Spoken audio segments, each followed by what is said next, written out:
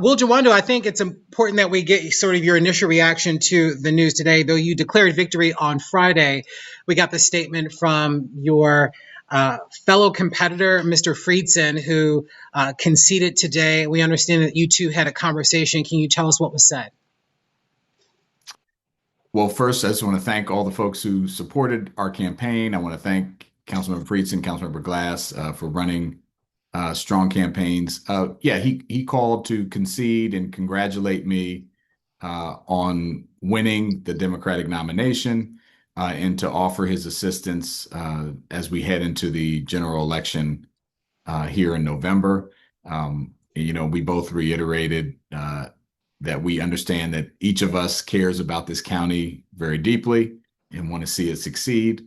And it was a relatively short call, and I said I hope we wished each other well and wished families well, and that they would have we each would get time with our own families for a little bit of break this summer. But I appreciate it, and he also acknowledged that he knows that uh, the way the votes are trending, and since our lead has actually expanded since the last drop of votes yesterday, that there's no way that he would catch up. So put the statement out, and he told me he would be putting a statement out shortly, which I think you all have seen.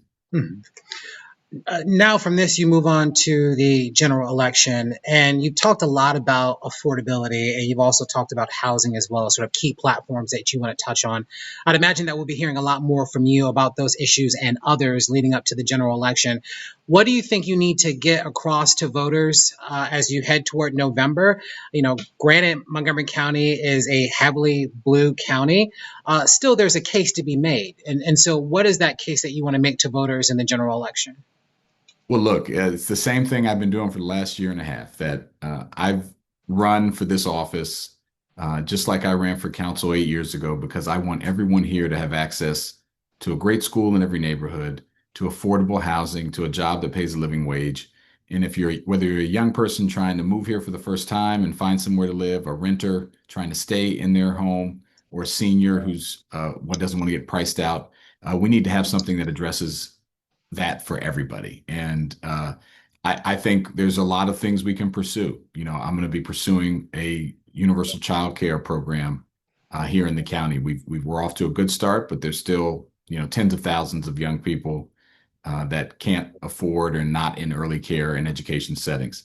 I'm going to go to the other end of the spectrum. I'm going to be working to reform our senior property tax credit, which now requires you to be in your home for 40 years in order to get any relief. And then everything in between. We're going to look to build truly affordable and attainable housing, looking at lowering cost of materials, building near transit, using incentives in the appropriate way, not just to developers to build luxury housing, but to make sure that they're actually building affordable housing. So there's a lot to do. I want to make our tax system more fair. So data centers and major corporations don't pay the same property tax rate as a single family home, which is the case now. So there's a lot to do. And I'll be rolling those things out over the course of the next several weeks and months. And so we can hit the ground running, and including community input in that process, right? We have really smart people who care about our community. And I want to make sure we're hearing from all these different voices as we build this platform out. Can you tell us a little bit about sort of the idea about raising revenue? I mean, all of these programs that you want to initiate cost money.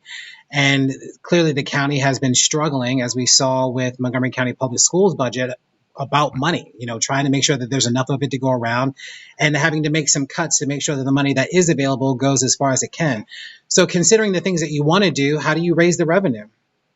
Yeah, that's a great question. And embedded in what I just said about making our taxes more fair, that Mhm. actually will be a revenue raiser.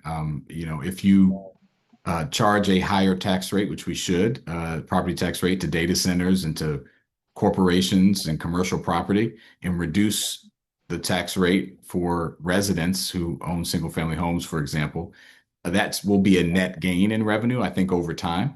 Um, we're going to have to ask the wealthiest among us who have done really well, which we're glad that they have, to pay their fair share. And I think you're seeing that frustration across the country as we have our first trillionaire. and more to come when the IPOs for the AI companies happen. People are saying, well, I'm working two, three jobs and I can't afford my electric bill. I can't afford my rent or my property tax bill. And they're frustrated with this income inequality. So that's going to be part of it. The second part is growing the tax base and growing our economy. 95% of our businesses in the county are small. My mom and dad own two of them, a catering business and transportation service, respectively. The other thing I've committed to doing is within my first 100 days, coming out with a regulatory reform package that lowers fees for small businesses, reduces timelines, time is money, and makes it easier to start and grow a business in Montgomery County. And I think you need to do both of those things. You need to make our taxes fair and make it easier to start and grow a business, which will grow the tax base.